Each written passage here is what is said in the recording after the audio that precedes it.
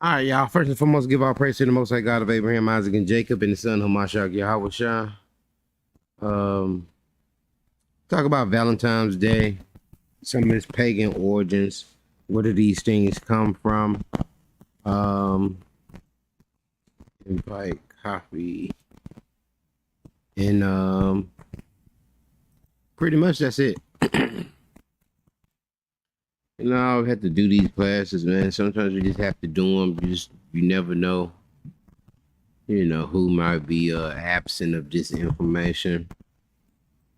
Slides, Google Slides. Just give me 1 second. I'm gonna add these slides in, and then we gonna get rolling.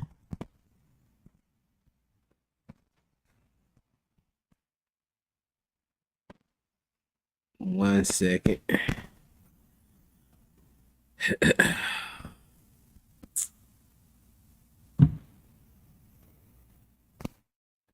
V-Day class.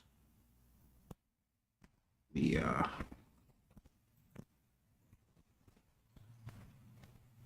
2021 last time I did this class.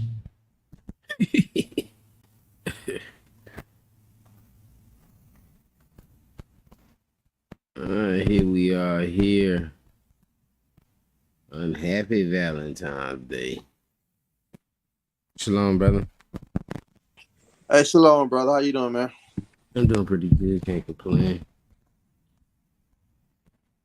I'm gonna run through this thing real quick. It says, thus the encircling of the settlement by the Luperci. Shalom, Sister Celicia.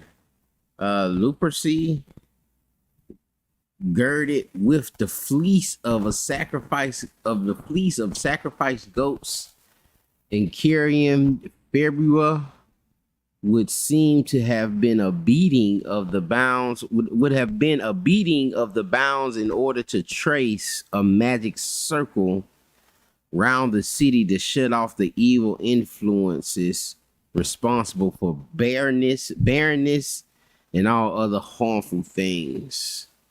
An encircling of the settlement. All right, they're taking the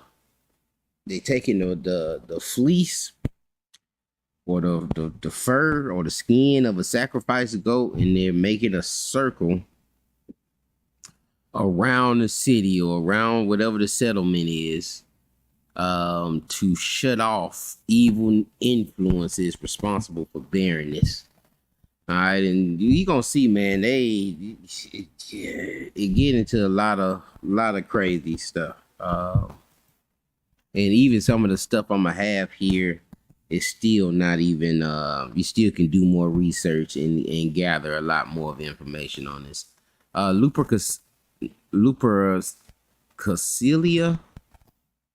Lupercalia, Lupercalia. Let me see how that's it. That's bothering me. I know we're gonna say it a few times here. Lupercalia, I want to say. Lupercalia.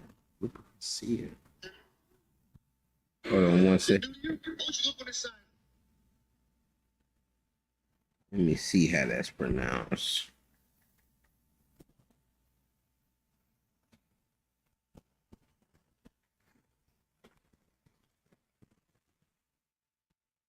Lupercal. Nah, that ain't it.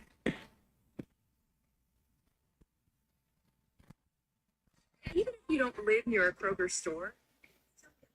Fair use. While that's going, we see that Lupercalia, ancient Roman festival held annually on February 15th.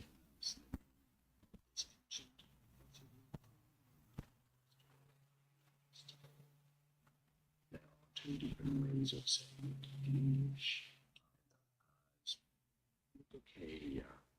Lupercalia is an emphasis on the K syllable. The way is to say as Lupercalia or Lupercalia.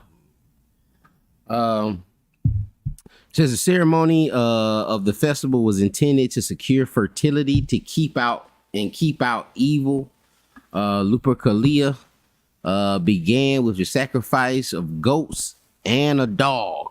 All right, two of his priests, Luperci, were then led to the altar, and their foreheads were anointed with blood.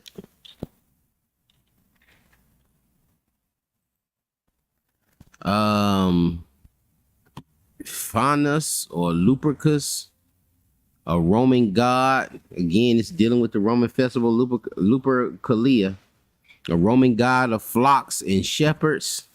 You can see him here on the side there on the right. A protector of cattle. He is also referred to as Lupercus. He sounds a little like Lucifer, but I don't think the Isaiah 14:12 Lucifer is dealing with Satan. I think it's a endearing term, just used in a facetious way for Babylon, to king of Babylon. But I can see how people could use that, and I know how they done got tangled up. And you can see even here might have got some influence from Lupercus also.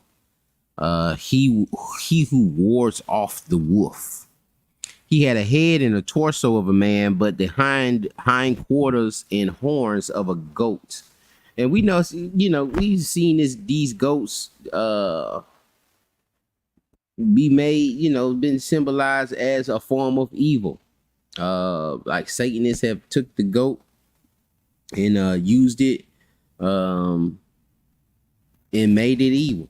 You know what I'm saying? The goat, poor goat. A lot of jokers don't even want to touch it or deal with goats. Or anytime we see goats, and like even black cats, anytime we see black cats, we pretty much the same way. Where they don't use them for evil so much. Shalom, brother Dion. That, Shalom, family. Shalom, Shalom, brother. Shalom. We anytime we see a black cat or even a goat, man, we kind of feel a certain kind of way. It's something that just automatically comes in us. We like, man, what that black cat doing? What is this? But anyway, Hey, Shlakia. go ahead, bro. Hey, man, my bad, bro. I remember when I was I think I was about around 19 or 20, man. And I was in Miami. I was at the time still staying in Miami, and I was driving down the street one late night. All right, and a black cat ran across my car. I stopped it and I ran. I drove all the way around the block backwards. Backwards all the way around the block to my house, man, because I didn't want to go in front of a black cat. Yeah. That darn superstition was rough, brother. It was heavy, man. It was heavy. We had all kinds of little sayings and stuff and little songs and stuff that, kept some of that stuff on us, man. Kept some of the superstitions on us where, we didn't want to, we had to throw salt out the door and don't step on cracks or your mama back gonna crack or something. Or you break your mama back or something like it was some little saying. And it had jokers, don't split the poles. Jokers be, that stuff still affect people, man. You may not do it. You may still walk between them poles, but that brain say something. That flesh say, and you just gotta say, man, come on, I ain't dealing with that. He was considered a symbol of fecundity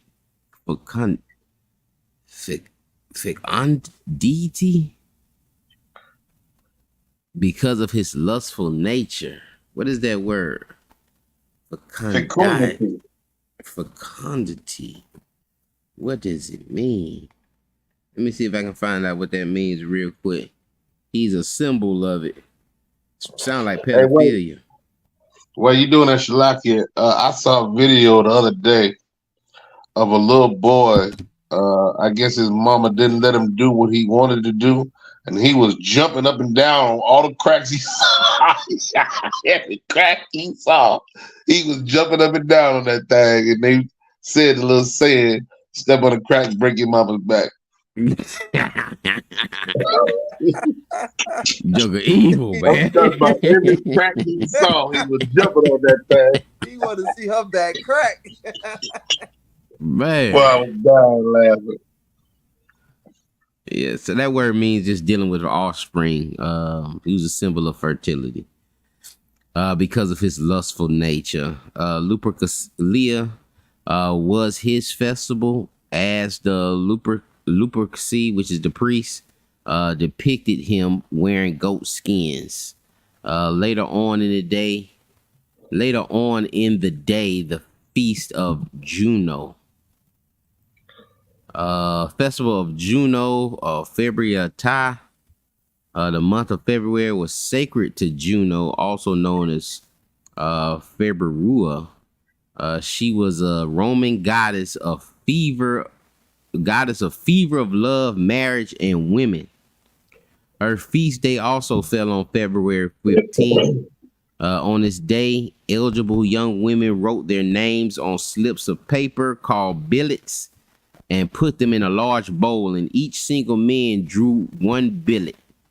The lady whose name was on the billet he drew was I can't see because of the slide thing. Was his partner for the day, for the day's erotic festivals. Joker's lining up for that. You know, Joker's is like every single man is, and that fleshly, dealing with that flesh is lined up for these festivals. And Israel was right along with them, getting involved in that mess. And this is why a lot of these deities had certain festivals like this, that dealt with a kind of perversion. And that was one of the differences with the Most High, that we don't have festivals that's dealing with any foolishness like that, where it's just a fleshly day where we go out and just sit up here and just ravish women, and then even the women getting involved, putting their name down there. They don't care about saving themselves. They don't care about their purity. All that's out the window. Just for a day. And it kind of what it is today, man. Will you be my Valentine? Like, it's for the day. You may And they not be put the their name Valentine up. tomorrow. Hey, Shalakia, back in school, you used to put your name in the bowl, and the day before, and pick who was gonna be your Valentine, who was you gonna give the candy to the next day. Yeah. That's crazy. Yeah. You had something like that. And the cars. I think I got all that stuff in here with the cars and where the heart came from and all that. And like you said, writing that name down. We had something in high school called the Teddygrams, where it would, if you liked it somebody, you would send them a Teddygram. It was pretty much a box of. It was like a little bag of them teddy bear cookies, them little Teddygram cookies. Oh yeah. And Oh yeah. and Chuck would try to see how many Teddygrams they got, man, and women would see how many Teddygrams they got, man. But boy, we was in that foolishness. But it all is rooted somewhere. It just didn't come out of thin air. It's like it, and Go ahead, brother. it's almost like these young girls, man. When I was coming up, man, and going to school, they used to even count how many Valentines, how many Valentines cards they got. Like, they was literally, the parents asked them, well, how many Valentines cards you got? Like, grooming them to be harlots. You know what I mean? You grooming them to be harlots. You know what I mean? And it's funny, man, how don't nobody believe in God, but man, we all this paganism all around us. Paganism and symbolism all the way around us, bro. What about you? Since the Sacred Heart of Christ became a focus of Roman Catholic Church, Roman Catholic worship, as a symbol of the Lord's redeeming love, the heart transfixed by Eros or Cupid's arrow was another Renaissance theme, which became the motif of St. Valentine's Day, a mid-February festival with pagan rather than Christian roots. How did we get from this heart to becoming the heart being drawn like this? Why did the heart be, we know the heart don't, it don't look like them two lumps right there, they got with them darn things, vessels coming out of there, them bowels. It don't look like that. Yeah. That ain't pumping in there. So how did it become this particular shape? How do we know the heart as being this shape? An ancient city in Libya called Cyrene or Cyrenaica. A huge flower was only indigenous to the area called the cephalum, and it became a cash crop for the country. The flower was mostly used in teas as a contraceptive, and through it, Cyrene became one of the richest cities in Africa. All right, that's a picture of Cyrene. It's in northern Africa, way north, and to the left of Egypt. Way north. It's on the border. It's pretty much on the coast of the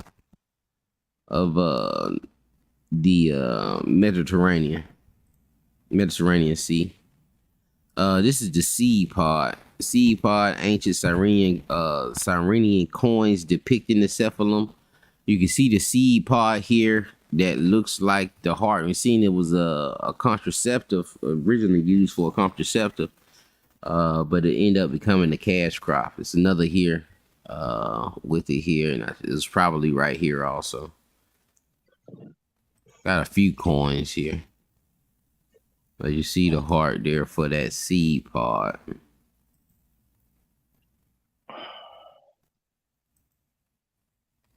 Ancient Assyrian coins depicting cephalum again.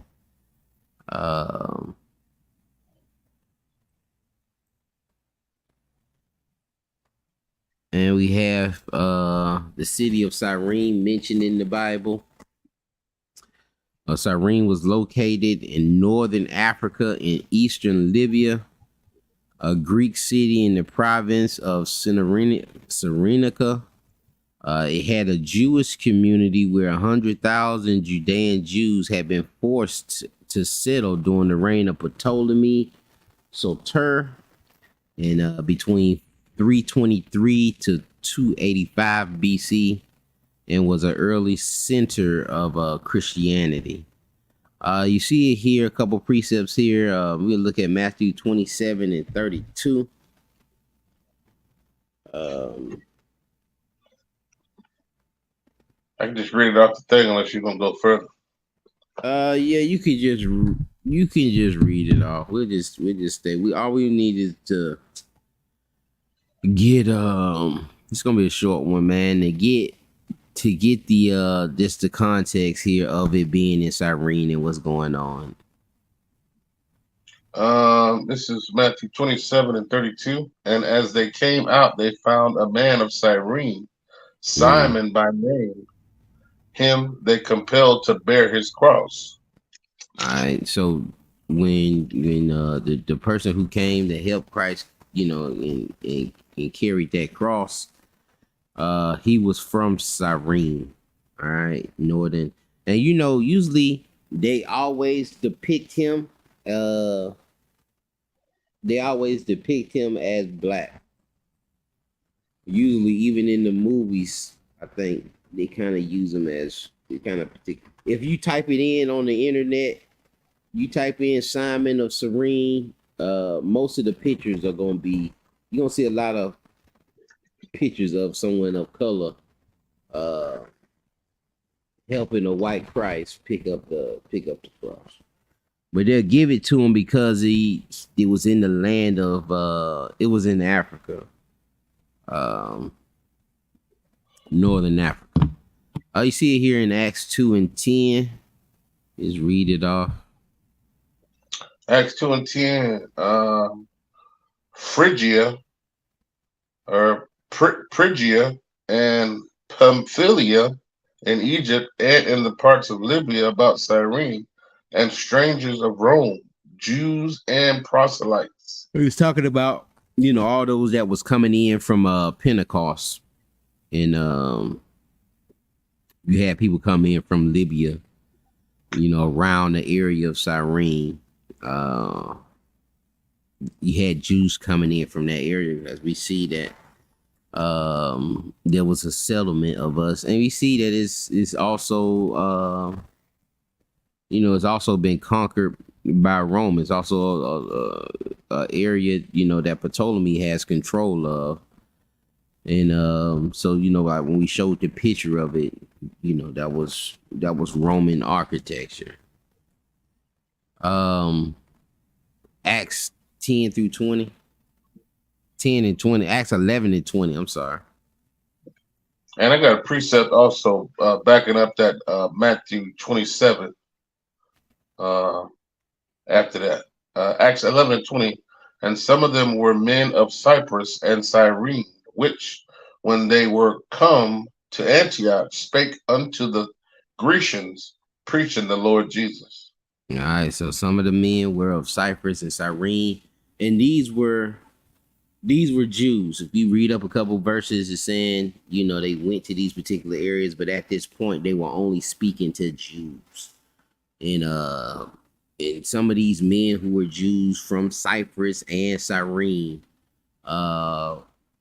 went to Antioch and spake unto Grecians who are Jews, preaching the Messiah, preaching the gospel. You said you had a precept? This is Luke 23 and 26. It says, and as they led him away, they laid hold upon one Simon, a Cyrenian, coming out of the country, and on him they laid the cross that he might bear it after Jesus. That's pretty much the same account. But like I say again, they'll give it to Cyrenian because it's Africa. I say if you Google it, you'll see a lot of melanated images. But it is Northern Africa. So Hey, Shalakia. Go ahead, brother. And I think when I was looking at that too, man, they try to associate that Simon of Cyrene as the Acts 13 and 1. And I think that had a lot to do with it too as well. Why they kept depicting him black is because even though you see a lot of people on YouTube I say that was Simon Cyrene, but when you look at the usage of the word, it doesn't go back to him. It don't mention him one time in the usage of the word. But I think that's another reason why they try to associate that Niger or Niger.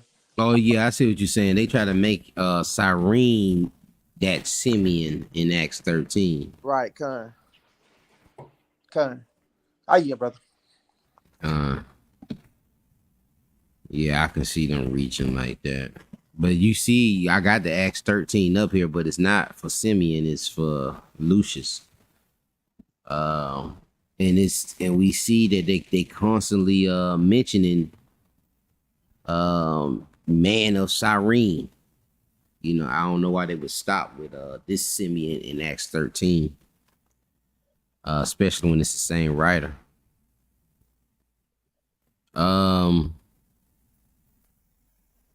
But yeah, we can go ahead and read that Acts 13:1. Acts 13:1. Now there were in the church that was at Antioch certain prophets and teachers, as Barnabas and Simeon, that was called Niger, and Lucius of Cyrene, and Manaen, which had been brought up with Herod the Tetrarch, and Saul. All So we see, again, just the mention of Cyrene and just, being in the text and, it being affiliated with this particular flower that had this seed pod that was like a heart, and that these jokers were using as a contraceptive and a cash crop. I think they end up, I forget what happened to make that stuff end up where they couldn't deal with it no more. Venus, Aphrodite with Phanos, Pan and their child Eros, Cupid. Eros is where we get the word erotica, and roses are Venus' favorite flower. Pan too was they made that movie Peter Pan with dealing with them kids, but Pan was one of them creatures that would have was like that lupercy that we initially started with, had the half goat body. Pan had the half goat body and the little flute. And he would blow the flute. He would play the flute to lead the kids into the woods. And tell them what happened to them darn kids. But it used to be some little saying they used to say, but they end up dressing it up with that little Peter Pan thing. But it's still dealing with some kids. Disney be, I believe all that stuff dark. All that, Little Mermaid, all that stuff got a little darkness that he done gleaned from to make those things. I don't think they like to make it unless it do have some of that stuff in there. Pagan symbols, Cupid. It comes from the Latin verb cupere, meaning to desire. In Roman mythology, Cupid is the god of erotic love. So even a little Cupid, it's a deity. A little baby with the darn little wings on and on chocolate boxes, and so you've been indoctrinated with so many cartoons, especially today, we're getting shot with this arrow that just makes you fall in love. This magical arrow that just make you fall in love with that significant other. Cupid is often portrayed as a nude winged boy, armed with a bow and a quiver arrow. We never even questioned that, man. We never even questioned why they got this. Why they'll make a deity butt naked with wings on it and being a little boy.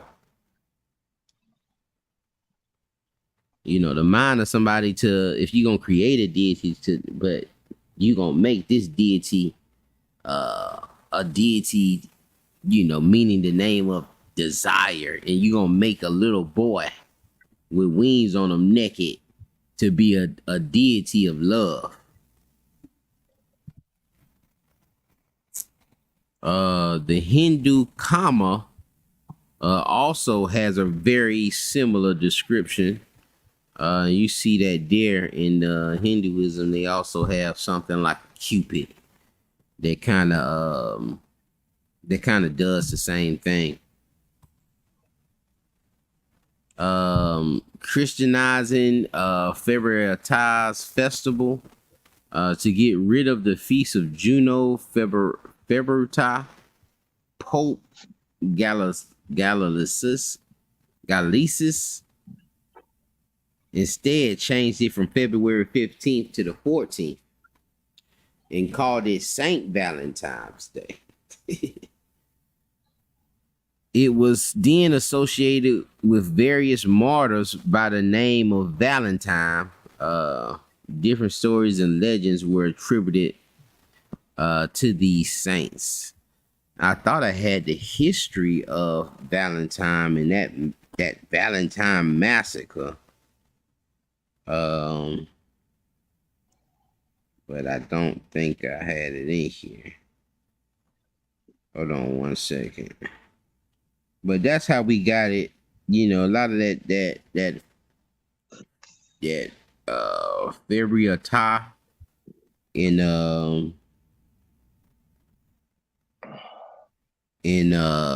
that festival there was on the 15th, but they end up changing it. And this, you see the same thing. The Pope end up changing it to the 14th and call it St. Valentine's. You see the same stuff what they did with Halloween, where they changed the date, to be to not change the date, but they changed the kind of theme like they did Halloween. I think they call it open trunk or something, out the trunk or trunk or treat or something like that. Where they try to, you can still dress up but come to the church and y'all can do it out the trunk of the cars, and pretty much conforming to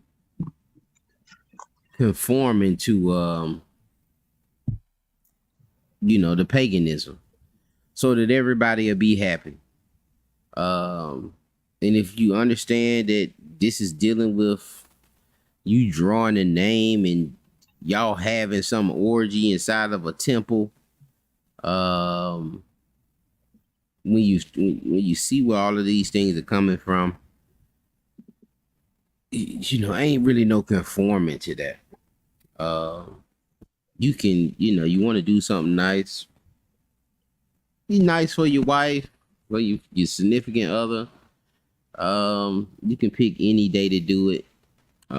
Even trying to do it today is crazy. Trying to get into a restaurant today is gonna be crazy. And if you work in a restaurant, it's one of the worst days to work. Or that Valentine's weekend, one of the worst days to work. You would think it's money in it as a server, but it's not. It's really, they really want things to be extra, extra special. And they don't want to be, they still want to tip regular. They still want to tip regular, but they want the day to be extra, extra special. But that's all I had on it. Like I said, it was a short class. We just run through some of those pagan things and where these things come from. The roses, dealing with, I think we said the favorite flower of Venus, and the hearts and Cupid and Peter Pan and all of that foolishness. If y'all brothers got anything else or anything to add, if not, man, we close this thing on out. Hey, if y'all brothers could please pray for your boy. I'm currently looking for a job right now. So if y'all could keep me in your prayers, man, that'd be awesome. I would definitely do that, bro. Definitely do that. Okay, man. It's it's ironic, bro. When you think about, even people that claim to be atheists or who claim not to be religion, like you say, well, I'm not religious, right? But you will see them participating in Halloween. You'll see them participating in Valentine's Day or St. Patrick's Day or whatever, and it's all pagan origin. So you religion without even knowing you being religious, brother. It's like, because it's all going up to a deity. Whether you doing it, whether you bowing down to it or you giving your energy to it. You know what I mean? And it's crafty, bro. It's crafty. You see what I'm saying? Like, you don't worship their God whether you want to or not. And man, yeah. So good lesson, brother. Knowing the history of this stuff is important, man. You got to know what you're doing, and you got to know the importance of just worshiping the one true God. You know what I mean? Because it's consequences behind that stuff, man. Those consequences going after these deities, man. Even if you're doing it ignorantly, you know what I mean. But your heart is lusting after these deities, man. So, but I yield, brother. That's what it's just about, man. Just bringing knowledge. So there ain't no excuses. You want to go out there and do it, and you know it's dealing with these deities. You know that little darn, this little baby with these wings on it, shooting arrows. You'll see, man. You'll see jokers dressing up like that darn thing, man. Today. Um, but just to see the whole world participating in this foolishness. And we all been a part of it. We've all fallen victim to it because you just didn't know. Your family didn't know. Your teachers didn't know. But even today, people will know and still take part in these things. Just like I was saying, even if they don't believe in any deity, they still take part in this thing because they don't want to, for one, they don't want to be left out. Don't want to be the only one ain't getting roses sent to the job. Don't want to be the only one ain't, going out this weekend. They don't want to be the only one ain't posting on Instagram and Facebook, sharing their love. And a lot of jokers is depressed. A lot of jokers done fall into depression today because they didn't get their Valentine, or they see their ex Valentine out there having the time of their life. Just to do all of that and go through all that heartache and spend all this bread, just to go out here and you worshiping a deity and you breaking the commandments. Definitely not worth it, man. Definitely something to examine and see. Is it really worth it? Is it really worth that chocolate this particular day? Is it really worth that? Your salvation? Is it really worth it? And if you just professing your love, you just professing your love. But if what's going on, what's going on, man. Let's not play. But with that, man, I'm a yield. I pray this thing was edifying. Y'all look into these things. Like I said, it's a lot of things that's not in here, but it's a lot more information out there on this particular day and its pagan roots. With that, I'm gonna say shalom. Shalom. Hey, shalom.